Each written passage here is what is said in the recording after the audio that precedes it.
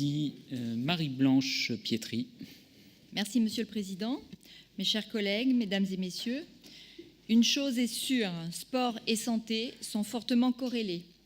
Mens sana in corpore sano, le sport est un médicament naturel, essentiel pour le bien-être tant physique que mental. Il permet de prévenir et de lutter contre l'obésité, de réduire le risque de maladies cardiovasculaires ou de diabète. Il favorise également la réduction, voire empêche l'apparition de symptômes dépressifs et autres pathologies psychiques. Il est donc important de promouvoir le sport à tout âge et pour tous. Chez le jeune enfant, la pratique sportive régulière contribue à l'éveil, au développement physique et cognitif et permet d'acquérir de bonnes habitudes alimentaires et physiques dont les effets bénéfiques se feront ressentir tout au long de sa vie d'adulte. À l'autre extrémité, du côté des seniors, la pratique d'une activité sportive ajoute de la vie aux années, comme l'a récemment démontré Ida Killing, sprinteuse américaine et nouvelle détentrice du record du monde du 100 mètres des centenaires. Faciliter l'accès aux activités sportives pour les personnes en situation de handicap est une exigence partagée par tous et portée par la loi du 11 février 2005. Au cours des dernières années, la Seine-Saint-Denis a vu se développer des initiatives dans le domaine du sport en faveur des personnes handicapées, initiatives menées tant par la Fédération française handisport, destinée aux personnes en situation de handicap moteur, visuel ou auditif, que par la Fédération française du sport adapté, destinée aux personnes atteintes de troubles mentaux.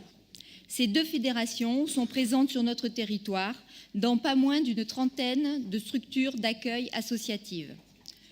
Le projet de pôle sport et handicap s'inscrit dans cette volonté de poursuivre, amplifier et promouvoir des actions de sensibilisation et de formation des professionnels et d'encourager l'accueil et l'intégration des personnes en situation de handicap au sein des associations sportives.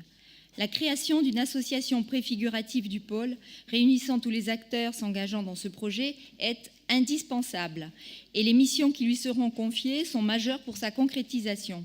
Cependant, nous regrettons que depuis 2013, date de l'émergence de ce projet, nous en soyons encore au stade de la création d'une association de préfiguration. Ne serait-il pas opportun d'établir un calendrier fixant des échéances claires et surtout de chiffrer tant le projet global que les différentes phases de ce dernier. D'autre part, l'imminence de l'Euro 2016 de football, le championnat d'Île-de-France des sports adaptés jeunes qui se dérouleront d'ailleurs à Saint-Denis la semaine prochaine, et la candidature conjointe de notre département avec le Val d'Oise pour l'organisation de l'Euro de football des sports adaptés, qui normalement est prévu du 26 septembre au 7 octobre 2016 sur 4 villes, dont 2 de notre département, à savoir la Saint-Denis et Villepinte, auraient pu être des axes de promotion ostensibles du projet Pôle Sport Handicap. L'absence de communication sur l'aboutissement de cette candidature est bien regrettable.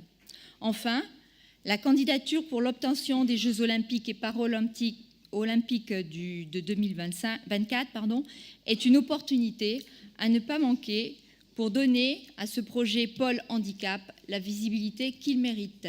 Je vous remercie. Merci. Après, je n'ai pas d'autres demandes d'intervention. Si? Non? Donc peut-être quelques éléments de réponse. Magali, Thibault? Oui, merci. Pour répondre à Madame Aude-Lagarde, je pense que vous n'avez pas dû bien lire le rapport, donc je vais repréciser certaines choses. Sur le statut du pôle sport,